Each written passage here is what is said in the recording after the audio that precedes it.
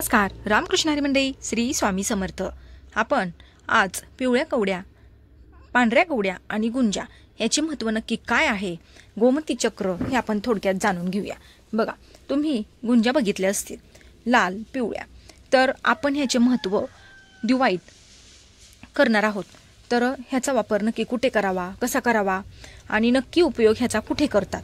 बघा, तुमच्या संरक्षणासाठी, त्याचबरोबर तुमच्या घरात सुख, शांती, समृद्धी चिरकाल आणण्यासाठी, लक्ष्मी प्राप्तीसाठी, पतीचं प्रेम मिळवण्यासाठी, तसेच तुमचे हात उसने घेतलेले पैसे परत मिळवण्यासाठी, अडकलेली कामे पूर्ण होण्यासाठी या गुंजांचा आपण उपयोग करणार आहोत.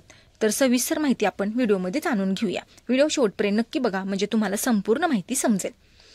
सर्वप्रथम आपण गुंजांचे प्रयोग कसे करावे हे थोडक्यात जाणून घेऊया. आपल्या संरक्षणासाठी तुम्हाला काय करायचं आहे, 5 लाल गुंजा आणि 5 पांढऱ्या गुंजा घेऊन त्यावर तुम्हाला संरक्षण मंत्र म्हणायचा आहे. तर संरक्षण मंत्र नक्की कोणता, तर बघा, ओम अम छ आ छ ई छ अ छ असं 21 वेळा तुम्हाला, ओम दुर्गाय नम 24 वेळा आणि वल्गा सुक्त 11 वेळा, कालभैरव अष्टक 11 वेळा, श्री स्वामी समर्थ मंत्र 11 वेळा आणि गायत्री मंत्राचा 1 माळ तुम्हाला जप करायचा आहे. नंतर पिवळ्या कपड्याच्या पिशवीत घालून पुरुषांनी आपल्या शर्टच्या खिशात आणि स्त्रियांनी पर्समध्ये ठेवाव्यात. ह्याच्या परिणाम काय होणार आहेत बघा, दुष्ट शक्तीपासून आपले संरक्षण होणार आहे. हा सुद्धा उपाय खूप खूप प्रभावी आहे. त्यानंतर आपल्या घरात सुख शांती नांदण्यासाठी काय करायचं आहे, मातीच्या पंतीत तिळाचे तेल घालून ती पेटवावी व त्यात 4 काळ्या गुंजा टाकून दिवे लागण्यापूर्वी प्रवेशद्वाराजवळ ठेवावी. असे सलग 7 दिवस करावे. परिणामी तुमच्या घरात सदैव सुख आणि शांती नांदणार आहे. उपाय ऐकायला तुम्हाला खूप छोटा वाटत असेल, पण ह्याचा रिझल्ट खूप मोठा आहे. आता लक्ष्मी प्राप्तीसाठी दिवाळीत आपल्याला काय करायचं आहे बघा, 4 तांबड्या, 4 पांढऱ्या, 4 काळ्या गुंजा, 3 तपकिरी कवड्या, 3 गोमती चक्र, 3 पिवळ्या कवड्या, 7 पांढऱ्या कवड्या आणि 1 एकाशी नारळ लाल कपड्याच्या पिशवीत घालून ते ठेवावेत. त्यावर श्री स्वामी समर्थांचा 11 वेळा जप करायचा आहे. गायत्री मंत्राची 1 माळ करायची आहे किंवा 3 माळ. आता श्री स्वामी समर्थांची 11 वेळा म्हणलं तरी चालेल आणि 1 माळ जप केली तरी चालेल. लक्ष्मी गायत्री, विष्णू गायत्री 1 माळ, कुबेर मंत्र 21 वेळा ही सेवा करावी. नंतर ती पिशवी गल्ल्यात, तिजोरीत किंवा कपाटात ठेवावी. सकाळ संध्याकाळ उदबत्ती दाखवावी. याने काय होणार आहे, अखंड लक्ष्मी प्राप्ती होऊन ती तुमच्याकडे स्थिर राहणार आहे. बऱ्याच लोकांना काय होतं, व्यवसाय करतात, जे कोणते उद्योग करतात त्याच्यात त्यांना चढ उतार येत असतात, तर त्यांनी हा उपाय नक्की करावा. आता बघा, आपल्या पतीचे प्रेम मिळवण्यासाठी, प्रेम प्राप्तीसाठी विड्याची पाने कुस्करून त्याचा रस काढून त्या रसात पांढरी गुंज उघळून त्याचे गंध कपाळी कुंकवाच्या खाली लावावे. याने आपल्या पतीचे प्रेम आपल्याला पुन्हा मिळणार आहे. माता लक्ष्मीला स्थिर राहण्यासाठी दिवाळीत काय करायचं आहे आपल्याला, पांढऱ्या गुंजा विषम संकेत घेऊन त्यावर श्रीसुक्त 16 वेळा म्हणून त्या तिजोरीत किंवा कपाटात किंवा आपल्या गल्ल्यात ठेवाव्यात. हा सुद्धा उपाय खूप प्रभावी आहे आणि खास करून आपण लक्ष्मी पूजन दिवशी हा उपाय करू शकता.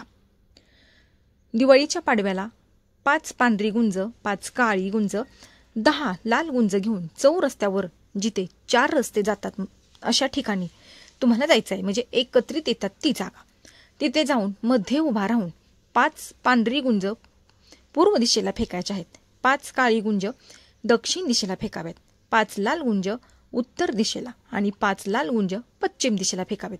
ही क्रिया करताना एक गोष्ट लक्षात ठेवा की तुम्हाला तोंड जे आहे तुमचं ती पूर्व दिशेला असावे. याने काय होणार आहे, तुमची सर्व काही अडकलेली कामे आहेत ना, ती मार्गी लागणार आहेत. उपाय करून बघा.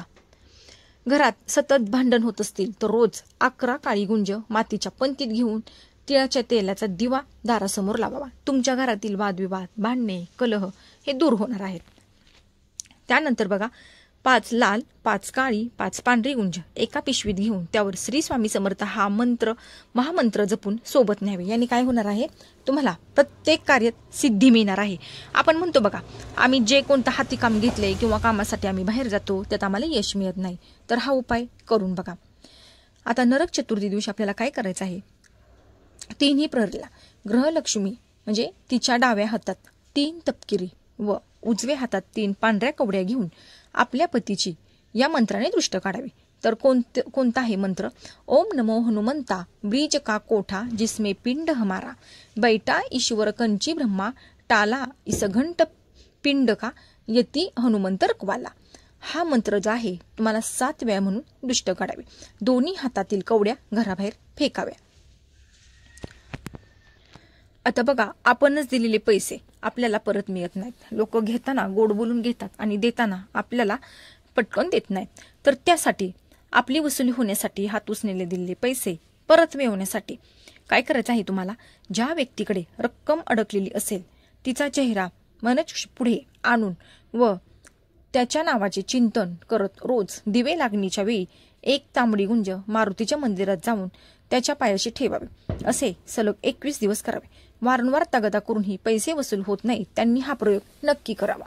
बघा, खूप सोपा उपाय आहे. फक्त 21 दिवसात तुमचे जे काही पैसे दिलेले आहेत ते तुम्हाला परत मिळणार आहेत. याच्यात दुष्परिणाम असे कोणाचेही होणार नाहीत. त्याचबरोबर कर्जातून मुक्ती जर मिळवायची असेल तर मंगळवारी सूर्योदयापूर्वी उठून स्नान करावे. 3 पांढऱ्या 3 काळ्या आणि 3 तांबड्या गुंज, 3 पांढऱ्या कवड्या, 3 तपकिरी कवड्या, 3 गोमती चक्र एका पिवळ्या कपड्याच्या पिशवीत घेऊन तिचे तोंड बंद करावे. त्यावर गणेश ऋणहरण मंत्र 1 माळ, गणेश ऋणहरण स्तोत्र 1 वेळा, कमलात्मक मंत्र 1 वेळा, श्री स्वामी समर्थ मंत्र 1 माळ, गायत्री मंत्र 1 माळ ही सेवा करावी व ती पिशवी कपाटात तिजोरीत ठेवावी. असे केल्याने तुमचे लवकरच कर्जातून मुक्ती होणार आहे. तुम्ही जे कोणते काम हाती घेतले आहे त्यात तुम्हाला यश मिळणार आहे. तर हा होता छोटासा व्हिडिओ. आवडल्यास लाईक, शेअर आणि सबस्क्राईब करा. तोपर्यंत तुम्हा सर्वांना श्री स्वामी समर्थ.